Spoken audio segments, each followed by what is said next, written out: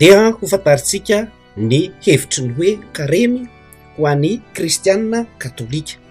Ny teny hoe karemy dia sy teny malagasy fa teny frantsay hoe carême.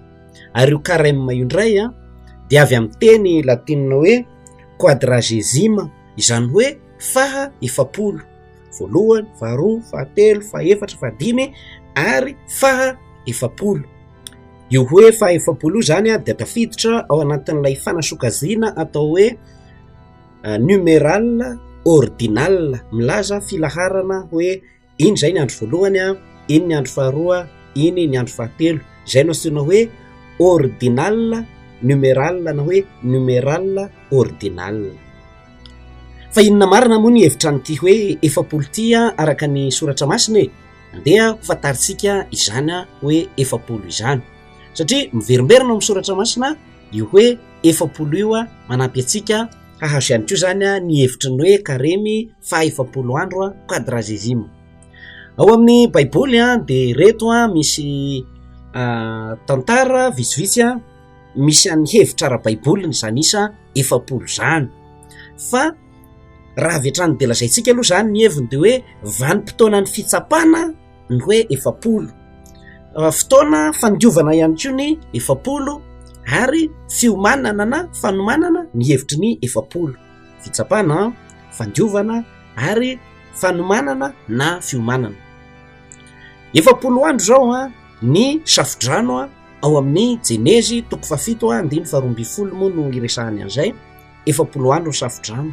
Fandiovan'Andriamanitra n'izao tontolo zao rehefa niarasy ny olona rehetrarehetra ary tsy mba nanaraka an'Andriamanitra intsony fa nanaraka ny filandrasiny, mihinana sy nisotro ny olona, napakabady, dia tsy niraharaha afa-tsy ny fiainan'izao tontolo zao dia nidiovin'Andriamanitra sy nahita afa-tsy ny hoe sy ny fianakaviany ihany izy sisa olo marina dia nodioviny tamin'ny safodrano nandritra ny safodrano efapolo andro izao tontolo izao.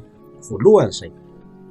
Ny tantara faharoa ahitana ny isa efapolo koa ao amin'ny soratra masina dia ilay efapolo taona nampivezivezy zala hoe sia na very zany ireo vahoaka Israely ireo tany anefitra, araka ny tantara ao amin'ny Exode 2:20.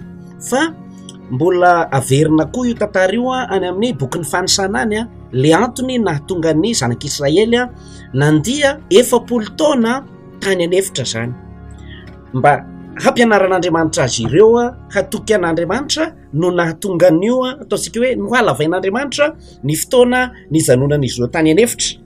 Niala zareo avy any Ezipta dia nihita ny ranomasin'ny zozoro dia nanaraka hitanareo any amin'ny ranomasina mena misy an'le tandroka kely anankiroa, dia amin'le tandroka anankiray amin'ny ilany atsimo iny aloha zany izy rehefa avy ary Gosena dia nandalo tao amin'ny ranomasin'ny zozoro dia ho avaratra an'le tandroka ilany atsimo amin'ny ranomasina mena iny nandalo tany Mara dia nandeha ny anatsimo antsinanana ihany dia tonga tany Elim dia tany Refidim dia teo ny nandraisana ny dity folo tao amin'ny tendrombohitra Sinai.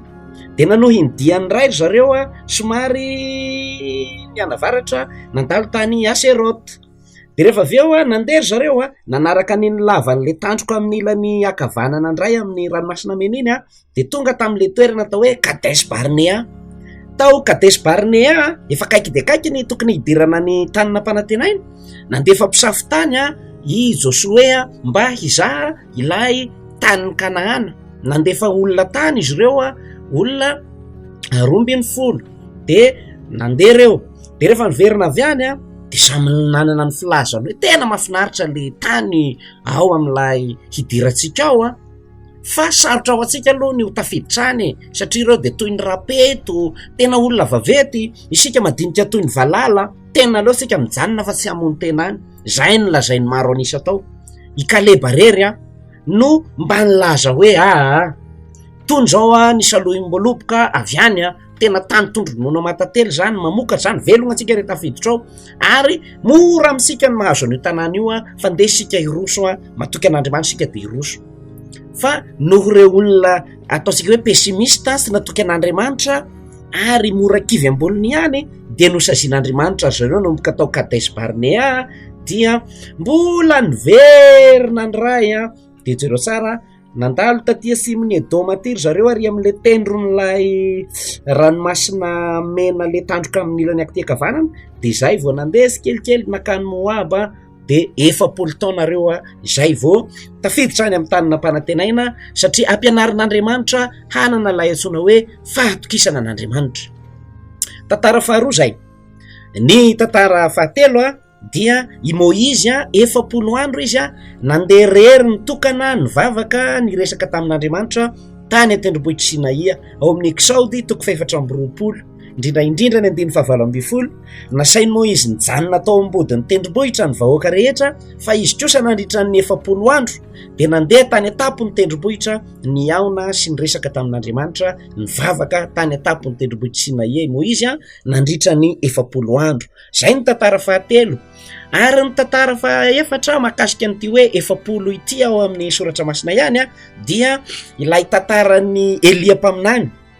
Ampazevina aloha ny tantara fa Elia mpaminany ity a dia anisan'ny olona izy rery sisa no olon'Andriamanitra sy mba voasarika tamin'ny fanompoantsampy fa ny olona tamin'ny fanjakan'ny Israely rehetrarehetra hatramin'ny mpanjaka hatramin'ny vahoaka be aza ny olona nanompo any Baala, nanompo ny andriamanitry ny avy any Tira sy Sidona, ny andriamanitry Jezabela sy ny sisa, zany hoe andriamanitra sampy ary niady de niady a hamerina ny fo ny olona rehetra amin'Andriamanitra i Elia de niara-ny fanenjehana izy satria nofofohin'ny mpanjaka ny ainy, nofofohin'ny mpanjaka ny ainy a de voatery nandositra izy ka nandritra ny 70 andro i Elia de nandositra foana izy ka 70 andro izy a avy any Samaria mandra-pahatonga tany Horeba de nivezivezy tany a ao amin'io tantara io no hainontsika azy hoe nofahanan'Andriamanitra tamin'ny alalan'ny goaika mitondra sakafo Elia nandritra zany 70 andro ny fandosirany zany tamin'izany andro zany ihany koa io Elia io a